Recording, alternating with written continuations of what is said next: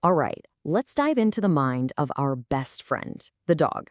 We're going to explore how they learn.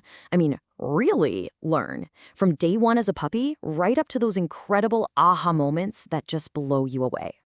You ever just look at your dog and think, what is happening in that brain of yours, right? How does this little clumsy ball of fur turn into a creature that seems to know exactly what you're feeling? Well, that's the journey we're going to take today. So, when you break it all down, a dog's behavior really comes from two main sources. First, you've got their innate behavior. This is like their factory settings, the stuff they're born with. Then there's everything they learn from experience. And the really cool part is that these two things are constantly mixing and shaping who they are. Okay, so where does it all start? It kicks off super, super early. We're talking about this one-of-a-kind window of time. That's not just the most important. It's a one-shot deal. A lesson that, if they miss it, it's gone. This is a process called imprinting. And the best way to think about it is like a mental flash photograph. Click. It's the super fast, almost permanent learning that happens in a tiny, critical window when they're just a puppy. It's really wild. And when I say tiny window, I mean tiny. We are talking about the time between week 3 and week 7. That's it, just 4 weeks. This is when their brain basically decides forever who's in their social club, other dogs, and most importantly for us, humans. Look at this timeline. That critical period is just a sliver of their whole first year. And this is why it matters so much. If a puppy doesn't get that positive human contact during this time, think of a kennel dog who's isolated, they might never, ever learn to fully trust people. That chance is just gone. Okay, so the puppy knows who its friends are. The next big job? Figuring out the world around it. What's important, and maybe even more importantly, what's just noise. This is how they learn to take this big, loud, scary world and make it feel totally normal. And they do this through something called habituation. It's almost like learning to ignore stuff. Their brain figures out which sounds and sights happen all the time and are totally harmless. Then it just filters them out. This is huge because it lets them save their brain power for the things that actually matter. You see this all the time, right? A city dog can sleep like a baby with traffic blaring and trams rattling by.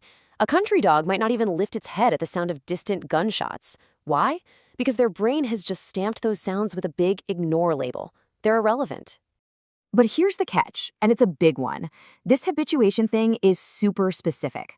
So a dog might be totally cool with the sound of a car, but then a motorcycle rolls past and they jump 10 feet in the air.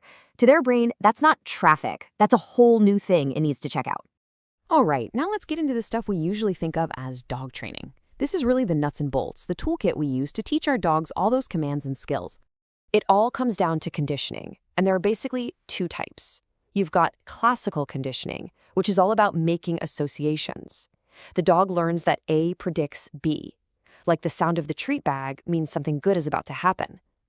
Then you've got operant conditioning. This is learning by consequence. The dog learns if I do this, then that happens.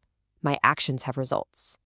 And that second one, operant conditioning, you can also think of it as trial and error. That's the magic behind almost all obedience training.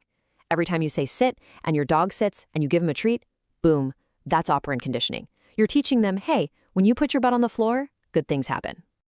But dogs are more than just little reward-seeking machines. Learning isn't always about slow, steady repetition. Sometimes something just clicks. They have these amazing flashes of genius that seem to come out of absolutely nowhere. We're talking about the aha moments. This is the top tier of learning, and it's called insight learning. This is when a dog faces a brand new problem, and instead of just trying random stuff, the solution suddenly dawns on them in a flash. It's that classic light bulb moment, the aha experience. Let me give you a perfect example. It's a classic story. So picture this. You've got a dog chilling next to its owner. The owner says, "To your place." Now the dog's place is its special rug, which is all the way over on the other side of the room. So now the dog's got a problem, right? The command says, go over there, but its heart says, I want to stay right here with my human. It's stuck between wanting to be close and needing to obey. What's it going to do? And here it is, the aha moment. The dog gets up, grabs its rug in its mouth, and drags the entire thing across the room and plops it down right at its owner's feet. Absolutely brilliant. It figured out how to obey the command, it's on its place, and get what it wanted, which was to be close. Okay, so let's flip this around and talk about the flip side, forgetting. I mean, why does a trick your dog knew perfectly just disappear one day? It can be so frustrating, right? Well, a lot of the time it's not really forgetting at all. It's an active process called extinction. Think of it like this.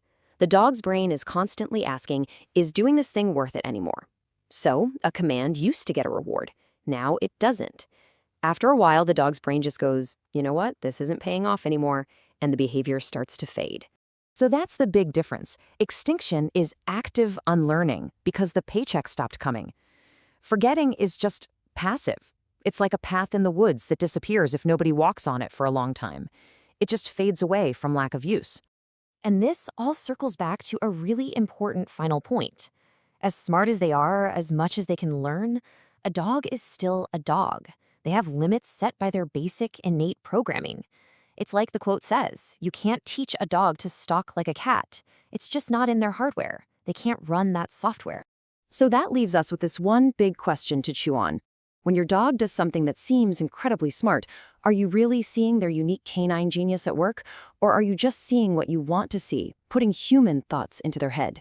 It's a really fine line, right? The one between truly understanding them and just humanizing them. Something to think about.